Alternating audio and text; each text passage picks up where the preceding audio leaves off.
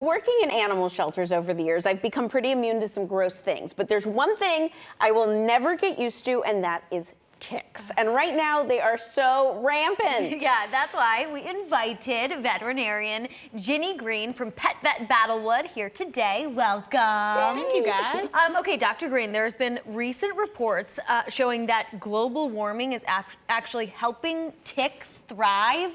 Have you seen an increase in ticks with pet parents? Well, I mean, I've been doing this a long time, and there is an increase, but it's a combination of the weather. It's also increased deer population. A lot more deer. If you live where I live, you see them every day. Yeah. So all the wildlife we have in our urban areas, are really contributing to how many ticks we're seeing, on our pets. So that's part of it. It's a combination. Okay, that makes sense. Okay. Ticks don't take a day off. I wish they did. Yeah. Okay, so we've all heard of horror stories about how ticks can make your animal sick. Sure. Sorry, I choked on myself. They can make us sick. But there are differences in ticks. There's deer ticks, there's dog ticks, right. And it's the deer ticks, I believe, that can cause Lyme disease. There's several, actually. So ticks, they're all arthropods like spiders. They have 8 legs. They have 4 life stages. It's the nymph stage and our adult stage ticks that bite us and our pets and cause problems. And different ticks can carry more than one type of tick disease. You have Rocky Mountain spotted fever, Lyme's disease, which everyone's heard of. Lyme disease isn't as prevalent in this area right now. It's going to be.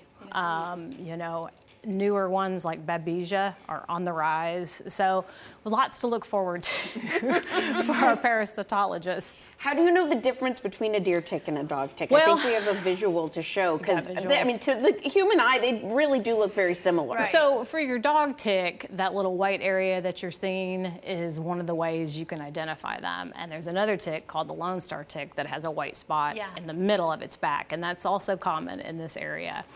And really, once they've taken a blood meal by biting you or me or your pet, and they get full, you can't tell anymore. It's tough to tell. They all kind of look the same. It's gross. Oh, give me the heebie-jeebies. So how do we prevent them? What are some of your best tips? Well, for pet owners. For pet owners, number one, if your pet's going to a wooded area, or maybe places beside your backyard where they haven't been, check them when you get home, especially between the toes and the little armpit areas, those kind of places. So look at your pet. If you see them, remove them. And then the way you want to do that is with some fine-tooth tweezers. You grab straight at the mouth, as close to the skin as you can get, and you try to pull straight out.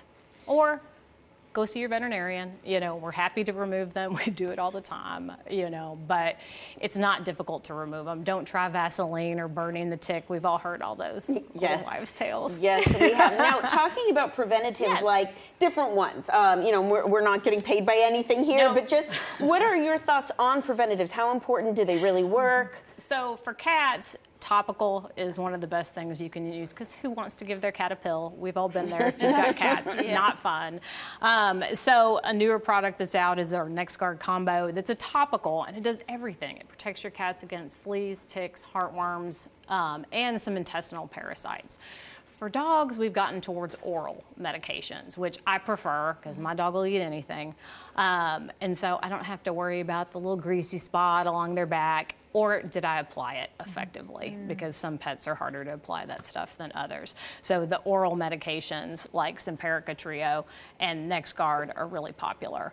Some of our other topicals that have been out for years and years honestly aren't working as well, as they used to. So we've had a lot of good products coming out, and there's going to be a NexGard combo for dogs soon too. So we've got some good choices. Over the counter, or these are veterinarian prescribed? These are all veterinarian prescribed. I caution people on using over-the-counter flea and tick prevention, because most of them don't always work. And then there's some older products that can actually harm cats. Oh. Depending on the cat. Let's say a tick head does get stuck in there. What should we do? Usually it will work itself out. I don't know if you've had to remove any from yourself. I have, and I've messed up before.